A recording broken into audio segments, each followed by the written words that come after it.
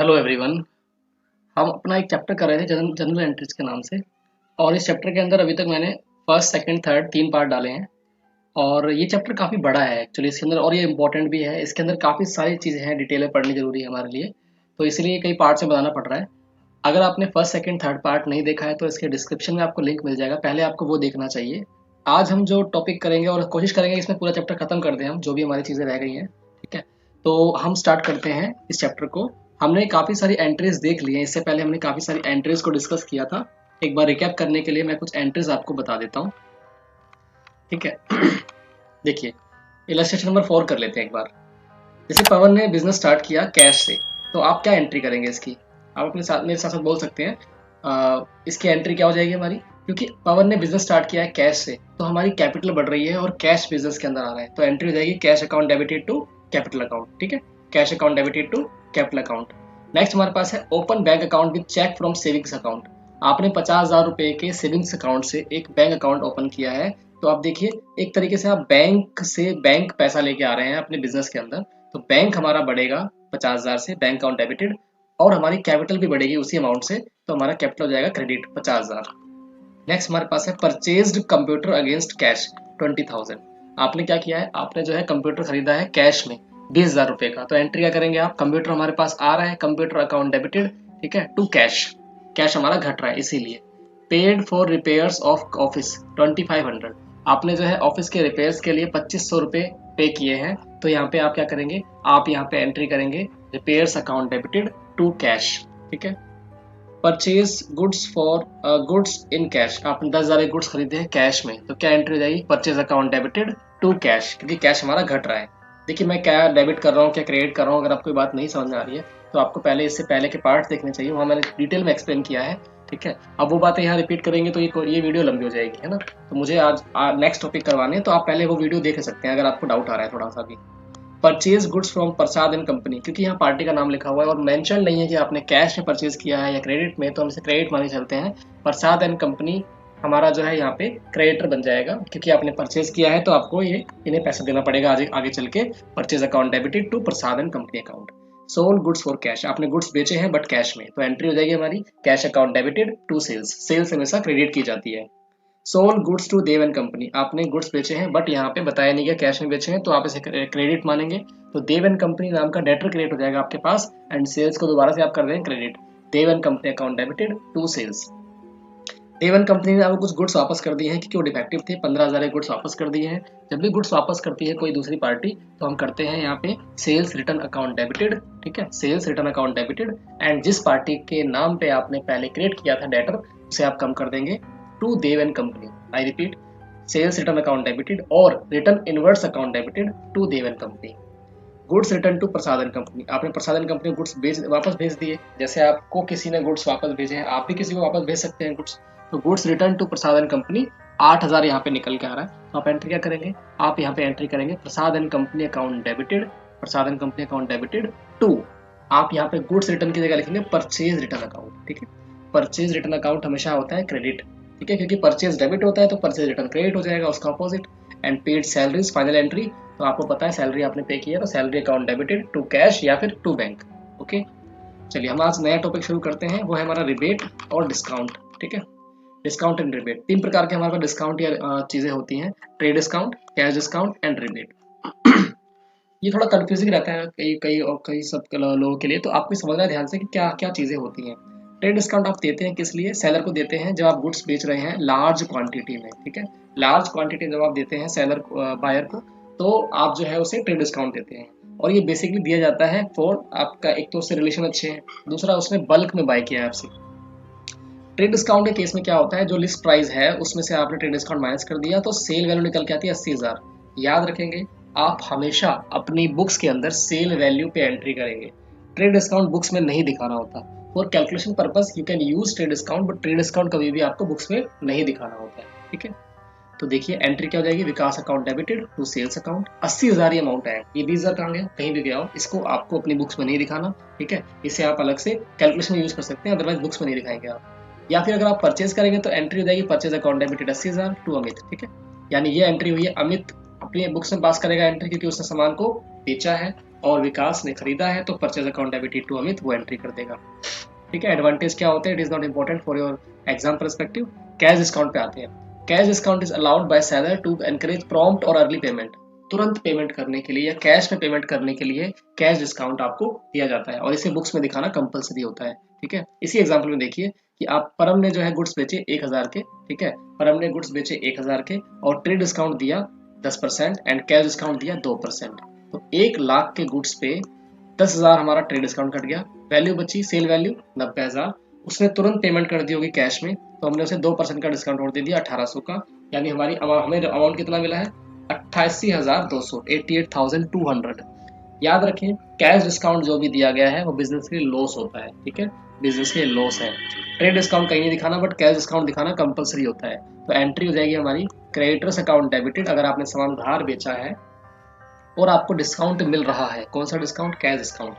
तो आपने उधार पे सामान को अगर बेचा है, ठीक है, नहीं आपने अगर यहाँ पे उधार पे सामान को बेचा है तो यहाँ पे creditors account debited to cash. ठीक है, टू कैश, जितना आपको कैश में मिला है और जितना आपको डिस्काउंट मिला है। ठीक है, इस प्रकार से एंट्री हो जाएगी। अब इसके एडवांटेज काम के नहीं है। अब आप समझिए रिबेट क्या होता है, फिर मैं आपको इसकी एंट्री समझाऊंगा डिटेल में कि कैसे हम इन एंट्रीज को कर रहे हैं। Rebate is also a discount allowed by the seller but for reasons other than which trade discount and cash discount is allowed। जिन रीजन के लिए आपने कैश डिस्काउंट या ट्रेड डिस्काउंट दिया है उनके अलावा जो रीजंस बच गए उसके लिए हम देते हैं रिबेट। रिबेट किस लिए दे सकते हो आप, पुअर क्वालिटी है गुड्स की, आपको आपने रिबेट दे दी। गुड्स बेचे हैं आपने, एज पर स्पेसिफिकेशन नहीं बिक रहे तो आपने रिबेट दे दी। ठीक है, देखो ट्रेड डिस्काउंट मिलता है हायर वॉल्यूम्स के लिए, कैश डिस्काउंट मिलता है कैश पेमेंट के लिए एंड रिबेट मिलती है इन दोनों के अलावा जो भी रीजन बच गए। ठीक है, तो रिबेट की एंट्री क्या होती है, रिबेट की एंट्री डायरेक्ट हो जाएगी हमारी, जिससे यहाँ पे लिखा हुआ है rebate allowed account debited to Vikas. Rebate भी क्या है हमारे लिए, रिबेट हमारे लिए जो है अगर आपने रिबेट प्रोवाइड की है। ठीक है, देखिए अब यहाँ पे क्या है, अमित जो है अपने अकाउंट में क्या एंट्री करेगा, क्योंकि अमित को जो है यहाँ पे रिबेट अलाउ की गई है। ठीक है, रिबेट अलाउ किया अमित ने अगर रिबेट अलाउ किए तो उसके लिए क्या है, रिबेट हमारे लिए एक तरीके से एक्सपेंडिचर है। रिबेट इज एक्सपेंडिचर, खर्चा, एक तरीके से loss, and loss and expenditure को हमेशा डेबिट करते हैं। That's why rebate allowed account debited to Vikas. और रिबेट जिसको मिली है उसके लिए बेनिफिट है, और उसके लिए अगर बेनिफिट है तो आपको करना पड़ेगा रिबेट रिसीव्ड को क्रेडिट करोगे आप, क्योंकि हमेशा जो बेनिफिट जो भी प्रॉफिट्स होते हैं उन्हें हम करते हैं क्रेडिट। इस प्रकार से ये थ्योरी थी। अब क्वेश्चन देखते हैं, उससे हम क्लैरिटी लेते हैं कि करना कैसे है। ठीक है, देखिए दो पार्टी होती है यहाँ पे हमारे पास हमारे पास दो पार्टीज हैं। Bina watch company Delhi purchase 25 pieces of timer star brand watches from pioneer watches. ध्यान से समझिएगा इस चीज को। यहाँ पे हमारे पास दो पार्टीज हैं, एक बीना वॉच कंपनी है जिन्होंने सामान को खरीदा है, और पॉइनियर वॉच कंपनी है जिन्होंने सामान को बेचा है, और सामान का नाम है timer star brand watches. 25 piece लिए हैं उसने, लिस्ट प्राइस था 2000 पर पीस, लेस 10% ट्रेड डिस्काउंट, क्योंकि 25 पीस खरीदे हैं तो 2000 पर पीस प्राइस था, लेकिन 10% दिया उन्होंने ट्रेड डिस्काउंट। कैश डिस्काउंट दिया गया है 2%, अगर आपने पेमेंट कर दी है 15 दिनों के अंदर, डेट ऑफ ट्रांजेक्शन से लेकर 15 दिनों के अंदर आपने अगर पेमेंट कर दी है तो 2% आपको मिलेगा क्या, कैश डिस्काउंट। बिना watch company settled the payment in 15 days, और उन्होंने 15 दिन के अंदर पेमेंट सेटल कर दी है, आपको एंट्री पास करनी है। तो पहले तो आपको पता लगाना पड़ेगा कि हमारी जो है प्रॉपर सेल वैल्यू क्या हो जाएगी। ठीक है, मैंने आपको बताया थोड़ी देर पहले कि सेल वैल्यू निकालने के लिए क्या करना है आपको, ये 25 हमारे पास क्या है वॉचेस है, अगर 25 वॉचेस हमारे पास, तो इन्हें आप मल्टीप्लाई करेंगे किससे, 2000 से, तो कितना आ गया अमाउंट हमारे पास, 25 दूनी 50, तो ये हो जाएगा हमारा 50,000, और 10% दिया आपने ट्रेड डिस्काउंट, तो ट्रेड डिस्काउंट माइनस कर दीजिए, 50,000 का 10% कितना होता है 5000, तो एक्चुअल में सेल वैल्यू आ गई 45,000, ओनली 45,000। 5,000 कहाँ गए, वो कहीं भी गए हो आपको एंट्री में नहीं शो करने हैं, याद रखेंगे आप। तो देखिए बीना वॉच कंपनी क्या है, वो कंपनी जो है एक्चुअल में सामान को परचेज कर रही है, और सेल करने वाली कंपनी कौन है, पायनियर। तो पहले आपको अकाउंटेंट बनना है बीना वॉच कंपनी का, आप इसके अकाउंटेंट बन के एंट्री करेंगे पहले केस में, और फिर आप पायनियर वॉचेस का अकाउंटेंट बन के एंट्री करेंगे। जब आप इसके अकाउंटेंट बन के एंट्री करेंगे तो क्या करेंगे आप देखेंगे कि आपने जब परचेज किया है सामान को तो एंट्री होती है परचेज अकाउंट डेबिटेड, और जिससे आपने लिया है सामान उधार पे लिया है अगर, तो आप एंट्री करेंगे टू पायनियर वॉचेस दिल्ली। 45,000 हमारा अमाउंट आ गया आफ्टर माइनसिंग या डिडक्टिंग द ट्रेड डिस्काउंट। तो ये आपने एंट्री कर दी है बीना वॉच कंपनी की बुक्स में, क्योंकि उन्होंने सामान को खरीदा है, इसीलिए purchase account debited to pioneer watch company. ठीक है, ये आ गया हमारे पास। अब इन्होंने कैश पेमेंट कर दी है, पहले तो इन्होंने उधार पे खरीदा, 15 दिनों के अंदर इन्होंने 14 डे या 10th डे कैश पेमेंट कर दी है। कैश पेमेंट करने पे आपको मिल रहा था 2% डिस्काउंट, तो अब क्या होगा, इन्हें डिस्काउंट मिलेगा। डिस्काउंट हमेशा बेनिफिट होता है कंपनी के लिए, अगर उसे मिला है तो आप एंट्री करेंगे। पूरे का पूरा जो हमारा क्रेडिटर था पहले पोनियर वॉच कंपनी, उसको आप डेबिट कर देंगे, उसको आपको पैसे नहीं देने हैं। कि आप पे कर रहे हैं, कितना पे कर रहे हैं, 44,100, 44,100 रुपीज़ आप पे कर रहे हैं। एंड आपको डिस्काउंट मिला है टाइमली पेमेंट करने की वजह से, जिसे हम बोलेंगे डिस्काउंट रिसीव्ड अकाउंट 900 रुपये। तो ये आपने एंट्री कर दी in the books of purchaser, खरीदने वाले की बुक्स में आपने ये एंट्रीज कर दी हैं, वीना वॉच कंपनी दिल्ली। अब हमारे पास क्या है, अब हमारे पास यहाँ पे है, अब आप एंट्री करेंगे जिसने सामान को बेचा था। ये खरीदने वाले की बुक्स में एंट्री किया आपने, जो सामान बेच रहा है उसकी बुक्स में एंट्री कैसे होगी, क्योंकि उसने सेल करी है। तो अब आप अकाउंटेंट हैं पॉनियर वॉच कंपनी के, तो उसने सेल करी है, तो एंट्री क्या होती है, आप डेटर को, जैसे आपको पैसे लेने हैं बिना वॉच कंपनी से, आपको पैसे लेने हैं तो आप उसे करेंगे debit, Beena watch company daily account debited to sales 45,000। तो यहाँ पे आपने क्रेडिट सेल की है, इसीलिए आपने यहाँ पे बिना वॉच कंपनी को डेबिट किया है, डेटर क्रिएट कर दिया।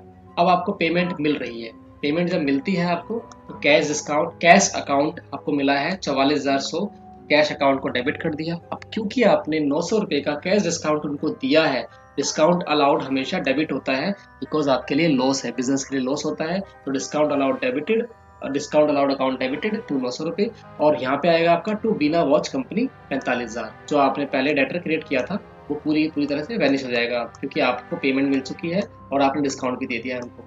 ये बिल्कुल बेसिक क्वेश्चन है डिस्काउंट रिसीव्ड का, ट्रेड डिस्काउंट का, ठीक है। इसको आपको ध्यान से समझना है कि एंट्री कैसे की जाती है ये। ओके, आई होप क्लैरिटी मिली होगी आपको। आगे बढ़ते हैं नेक्स्ट टॉपिक पे या नेक्स्ट क्वेश्चन पे। देखिए, अब दोनों तीनों में डिफरेंस समझ लीजिए, मैं दोबारा से रिपीट कर देता हूँ। ट्रेड डिस्काउंट आपको इन कैलकुलेशन आपको करना होता है, बट इसे आप एंट्रीज में कहीं नहीं दिखाएंगे। रिबेट आपको दिखानी होती है एंट्री के अंदर, एंड कैश डिस्काउंट आपको बिल्कुल कंपाउंड एंट्री की तरह शो करना होता है, ठीक है। ये क्यों मिलता है, ये मिलता है बल्क बाइंग में, ये मिलता है आपको other than reasons of trade discount और कैश डिस्काउंट। कैश डिस्काउंट मिलता है कैश पेमेंट टाइमली करने के लिए, ठीक है। अब देखिए एंट्री हमारे पास क्या है, पहली एंट्री है बैड डेट्स के लिए।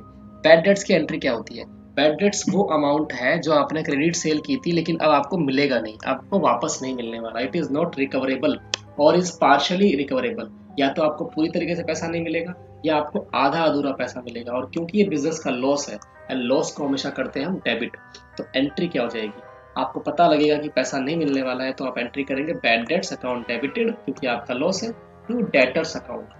अब देखिए डेटर्स को आप क्रेडिट क्यों कर रहे हैं, क्योंकि आपको पता लग गया है कि आपको, मान लीजिए 1 लाख रुपए के डेटर्स थे, उनमें से आपको 10,000 नहीं मिलेंगे, तो डेटर्स आपके 10,000 से घट जाएंगे ना, तो इसीलिए आप 10,000 रुपये से डेटर को क्रेडिट कर देंगे।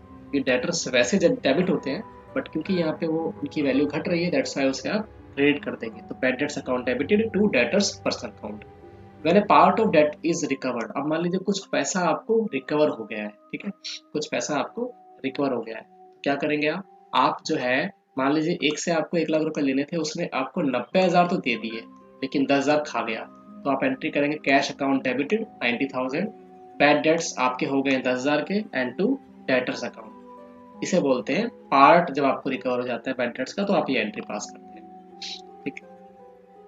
अब एक क्वेश्चन है, आप इस क्वेश्चन को बाद में देख सकते हैं पीडीएफ से, कैसे करना है इस क्वेश्चन को आपको सॉल्व, ठीक है। It will take so much time अगर हम सारे क्वेश्चन सॉल्व करने लगे तो। हम नेक्स्ट एंट्री पे आते हैं, बैड डेट्स रिकवर्ड, ठीक है, बैड डेट्स रिकवर्ड। अब देखिए होता क्या है कि जब आपका बैड डेट्स हुआ था तो आपने बैड डेट्स अकाउंट क्रिएट किया, लेकिन जब आपके पास अब बैड डेट्स रिकवर हो रहे हैं तो क्या करेंगे आप, a debtor whose account was earlier written off as bad debts may pay the amount partly or fully।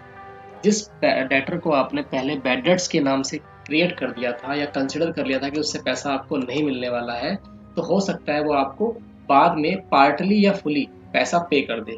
The amount received as gain to the business because the debtors account was earlier written off as bad debts. अब क्योंकि आप उससे पहले पूरी तरीके से loss मान चुके थे, अपने बिजनेस के अंदर से आपने उसका नामो निशान मिटा दिया था, अब आपको अगर पैसा मिल रहा है तो बिजनेस के लिए वो प्रॉफिट है, ठीक है, बिजनेस के लिए क्या है, वो गेन है।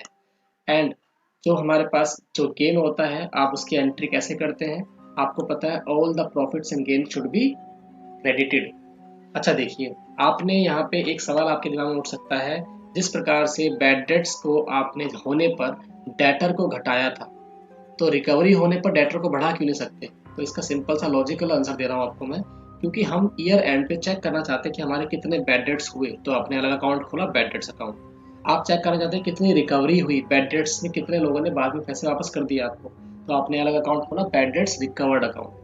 ठीक है, तो यहाँ पे क्लियरली बोला गया है amount received against bad debts earlier return of is recorded and credited in the account titled bad debts recovered account. ठीक है, आपको जो है, जो पहले आपके बैड डेट्स हो गए थे और वो आपको पैसा वापस कर रहे हैं, तो आपको उसमें एक नया अकाउंट खोलना होता है, बैड डेट्स रिकवर्ड अकाउंट। उसमें आपको जो है इसे क्रेडिट करना होगा, and not to the personal account of debtor.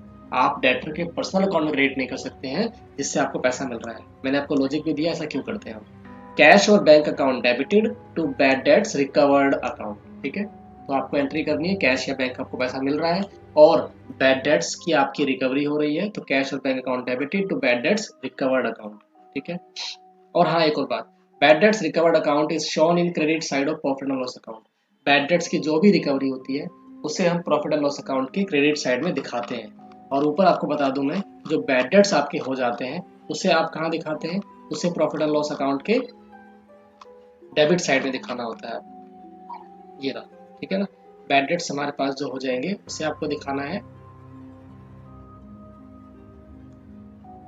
ठीक है, उसे हम दिखाते हैं प्रॉफिट एंड लॉस अकाउंट के डेबिट साइड में। चलिए आगे बढ़ते हैं।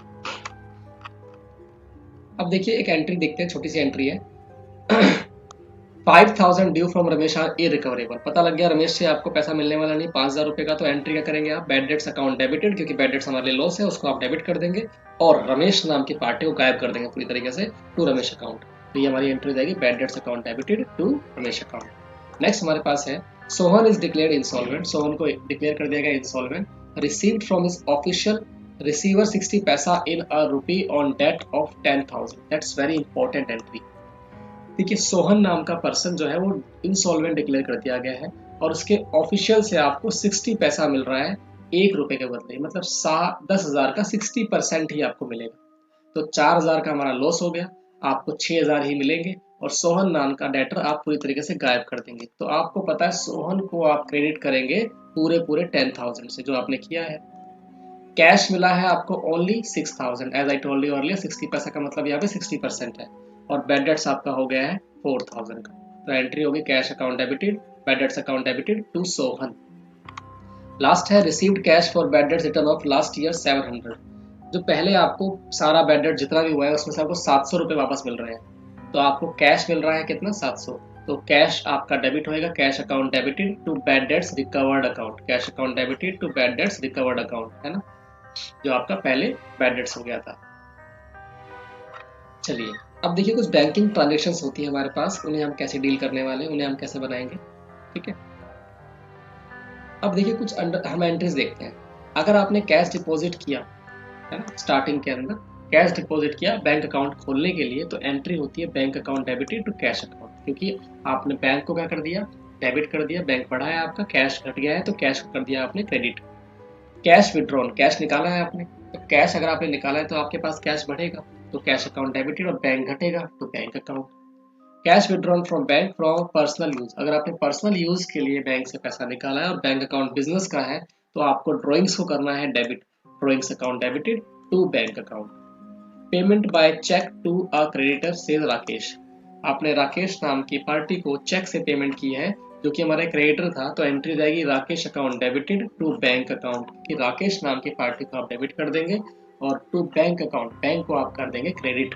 ठीक है, तो राकेश नाम की पार्टी को डेबिट कर दिया to bank account. Payment by draft to creditor, आपने एक ड्राफ्ट बना के दिया है किसको, एक क्रेडिटर को। ठीक है, जब आपने बैंक ड्राफ्ट बनवाया होगा बैंक से कभी तो चार्जेस लेते हैं कुछ आपसे, तो विकास, और चार्जेस कौन पे करेगा, चार्जेस कौन पे करेगा, चार्जेस किसके हैं, चार्जेस हमारे ही होते हैं।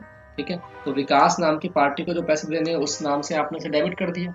ठीक है, पहले वो क्रेडिटर था हमारा, पहले वो क्रेडिट था, अब उसे पेमेंट कर रहे हैं आप, तो उसका नाम काटेंगे अपने अकाउंट से। नाम काटने का मतलब ये कि जो चीज़ पहले क्रेडिट है उसे आप डेबिट कर देंगे, तो विकास अकाउंट डेबिटेड। साथ में क्या आएगा, bank charges, bank charges account debit, जो आपको बैंक चार्जेस पे करने पड़ रहे हैं। बैंक चार्जेस हमारे लिए लॉस है, एक्सपेंडिचर है, लॉस एंड एक्सपेंडिचर को डेबिट करना होता है हमेशा ही टू बैंक अकाउंट, बैंक से पैसे चले कितने वो आप यहाँ लिख देंगे। ठीक है, आगे है पेमेंट ऑफ एक्सपेंसेस, आपने एक्सपेंस पे किया है, पेमेंट किया है चेक से, तो क्या एंट्री करेंगे आप? मान लीजिए रेंट पे किया है तो rent account debited to bank account, क्योंकि आपने चेक से पेमेंट की है। चार्जेस पेड और चार्ज बाय बैंक, बैंक ने कुछ चार्जेस चार्ज कर लिए हैं या आपने उन्हें पे कर दिया है, तो क्या होगा? Bank charges account debited to bank account. देखिए बैंक चार्जेस हमारा एक्सपेंडिचर है, डेबिट कर दिया, और क्योंकि बैंक से ही वो पैसे काटे जा रहे हैं, बैंक का बैलेंस घटेगा, तो बैंक हमारा घटता है तो हम करेंगे credit, bank charges account debited to bank account. Cheque और draft received from a debtor से Rahul and deposit in the bank on the same day. आप समझिए कि आपको चेक या आपको ड्राफ्ट रिसीव हुआ है राहुल से और आपने सेम डे बैंक में डिपॉजिट कर दिया है, तो आपको सिंपल सा फंडा है, bank account debited to Rahul, same day आप बैंक में डिपॉजिट कर चुके हैं, राहुल से आपको पैसा मिल गया है, राहुल हमारा डेटर था पहले, अब डेटर हमारा खत्म हो गया है तो हमने उसे कर दिया क्रेडिट। हर बात का लॉजिक समझते चलेंगे तो आपको दिक्कत कम आएगी। Cheque draft receive from the debtor से Ankur not deposit in the bank on the same day. अब क्योंकि आपको चेक मिल गया लेकिन आपने सेम डे डिपॉजिट नहीं किया है, तो आप करेंगे cheques in hand account debited. ठीक है, cheques in hand account debited to Ankur. Ankur से चेक मिला है लेकिन आपने सेम डे डिपॉजिट नहीं किया है, that's why cheques in hand account debited to Ankur. आगे है above cheque draft is deposit in bank. अब आपने ऊपर वाला जो चेक आपके हाथ में था, अब आपने आज डिपॉजिट कर दिया है बैंक में, तो एंट्री हो जाएगी bank account debited to cheques in hand account. Bank हमारा बढ़ जाएगा और चेक्स इन हैंड जो पहले आपने क्रिएट किया था अब उसे आप खत्म कर देंगे, पहले डेबिट किया था अब आप क्रेडिट कर दीजिए, गायब हो जाएगा वो अपने आप। आगे है डिपॉजिटेड चेक डिसऑनर्ड। कोई चेक आपने डिपॉजिट किया बैंक में, वो डिसऑनर हो गया। क्या मतलब है इसका? इसका मतलब ये है कि जब भी कोई बैंक में आप चेक जमा करते हैं, मान लीजिए आपको किसी ने चेक दिया है अपने नाम का, आपने बैंक में जाकर जमा कर दिया लेकिन उसके अकाउंट में पैसे ही नहीं थे, तो बैंक आपको चेक के बदले पैसे दे नहीं सकता, तो उस चेक को बोलते हैं डिसऑनर हो गया है। अगर वो चेक डिसऑनर हो गया है तो क्या करेंगे आप? तो आप जो है जिस इंसान के नाम से पहले आप एंट्री कर चुके थे उसे आप गायब कर देंगे, और बैंक को आप क्या कर देंगे, यहाँ पे आपने बैंक को घटा दिया है। ठीक है, अंकुर अकाउंट डेबिटेड टू बैंक, अंकुर ने जो चेक दिया था हमें वो हमारा क्या हो गया? डिसऑनर हो गया है। When a check is received from debtor is dishonored, he again becomes a debtor। ठीक है, डेटर से आपको जब पहले चेक मिला था तो आपने उसे खत्म कर दिया था, लेकिन वो बैंक और वो चेक आपका डिसऑनर हो गया है, तो वो आपका दोबारा से क्या बन जाएगा? डेटर बन जाएगा। इसलिए आपने अंकुर को दोबारा से क्या कर दिया? डेबिट कर दिया, और जो बैंक आप पहले बढ़ा चुके थे अब आपका वो बैंक घट जाएगा उसी अमाउंट से, इसीलिए आपने अंकुर को कर दिया डेबिट और बैंक को आपने घटा दिया उसी अमाउंट से। हमारे पास अगली एंट्री है interest charge by the bank. Interest bank ने अगर चार्ज कर लिया है, चार्ज किया है, इंटरेस्ट अगर चार्ज किया है तो हमारे लिए खर्चा है, तो interest account debited to bank account. Interest अगर बैंक ने अलाउ किया है आपको, तो एंट्री क्या हो जाएगी हमारी? Bank account debited to interest received account. आपको इंटरेस्ट मिला है, बैंक बैलेंस बढ़ेगा और इंटरेस्ट आपको मिला है तो वो हमारे लिए इनकम है, तो उसे आप कर देंगे यहाँ पे credit. Bank makes payment on firm's behalf. Bank ने आपके बिहाफ पे पेमेंट कर दिया, कोई लाइक इंश्योरेंस प्रीमियम पे कर दिया है, तो इंश्योरेंस एक्सपेंस हमारे लिए एक्सपेंडिचर है, तो उसे आप डेबिट कर देंगे, और क्योंकि बैंक से किया गया है तो बैंक हमारा घट जाएगा to bank account. Dues collected by bank on firm's behalf. Bank ने आपके बिहाफ पे कुछ पैसे कलेक्ट कर लिए पार्टी से, तो आप एंट्री करेंगे bank account debited to dividend account, है ना, डिविडेंड आपने कलेक्ट कर लिया। तो डिविडेंड क्या होता है? जब भी कोई कंपनी में आप इन्वेस्ट करते हैं तो कंपनी आपको अपने प्रॉफिट पे कुछ शेयर देती है, और उस शेयर का जो हिस्सा है आपका एक तरीके से प्रॉफिट का, तो उसे हम डिविडेंड कहते हैं। हमारे लिए क्या है? वो इनकम है, तो इनकम हमारे लिए होती है तो उसे हम करते हैं क्रेडिट, और हमारा बैंक बैलेंस बढ़ रहा है तो उसे हमने कर दिया डेबिट। नेक्स्ट हमारे पास है repayment of bank loan in cash. आपने बैंक लोन को कैश में पे कर दिया है, ठीक है, तो क्या हो जाएगा आपका? बैंक लोन अकाउंट डेबिटेड, क्योंकि आपकी लोन आपकी लायबिलिटी थी और आपने उसे अब खत्म कर दिया है, तो बैंक लोन को आप डेबिट कर देंगे क्योंकि आपकी लायबिलिटी खत्म हो रही है, टू कैश, आपने कैश में पे किया है तो उसे हम कर देंगे क्रेडिट, क्योंकि कैश भी घट जाएगा आपका। Repayment of bank loan by issue of cheque. अब की बार आपने रिपेमेंट करी है लेकिन आपने चेक इशू करके रिपेमेंट कर रही है, तो इस केस में क्या हो जाएगा?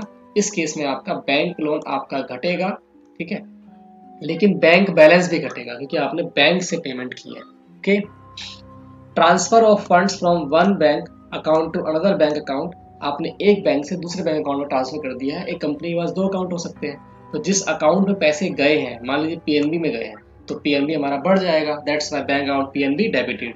और जिस बैंक से आपने की है पेमेंट लाइक एसबीआई, वो घट जाएगा, तो bank account debited like SBI, तो हमारे पास वो घट गया, क्रेडिट हो जाएगा एक्चुअली। ठीक है, तो ये हमारी बैंकिंग ट्रांजेक्शन की एक्सप्लेनेशन थी। ठीक है। अब वीडियो ज़्यादा लंबी ना हो जाए इसलिए इसको यही रोकते हैं। नेक्स्ट पार्ट में मैं आपको अगले कुछ जो इसके टॉपिक्स रह गए वो डिस्कस करेंगे हम। मैं आपको बता देता हूँ क्या क्या हम नेक्स्ट पार्ट में पढ़ने वाले हैं। ठीक है, तो क्वेश्चन है बीच में, लाइक हम पढ़ेंगे गुड्स गिवन एज चैरिटी, ठीक है, goods given as sample, loss of stock by fire, very important. ठीक है, ये सब हमें डिस्कस करना बाकी है। ड्राइंग्स की एंट्री कैसे होती है, अगर कैश में ड्राइंग्स करते हैं, ड्राइंग्स इन गुड्स करते हैं आप, तो क्या एंट्री करने वाले हैं। ठीक है, ये सारी काफ़ी इंपॉर्टेंट एंट्रीज हैं। और purchase and sale of fixed assets में क्या करना होता है आपको, और आपने मशीनरी को इंस्टॉल किया और खर्चा हो रहा है तो उसकी एंट्री आप कैसे करेंगे। ठीक है, और कुछ मिसलेनियस एंट्रीज होती हैं, सन्ड्री एडजस्टमेंट एंट्री भी देखने वाले हैं हम, आउटस्टैंडिंग एक्सपेंसेस की एंट्री, प्रीपेड एक्सपेंस की एंट्री, ठीक है, एक्रूड इनकम और income earn but not received की एंट्री, इनकम रिसीव्ड एडवांस की entry, depreciation, interest on capital, interest on drawings, ये सब हम नेक्स्ट क्लास में डिस्कस करते हैं। ठीक है, चलिए, see you in the next class. Thank you so much for being here. And आप इसके फर्स्ट सेकंड थर्ड पार्ट देख लीजिए, फिर आपको ये पार्ट ज़्यादा अच्छे समझ में आएगा। Next part.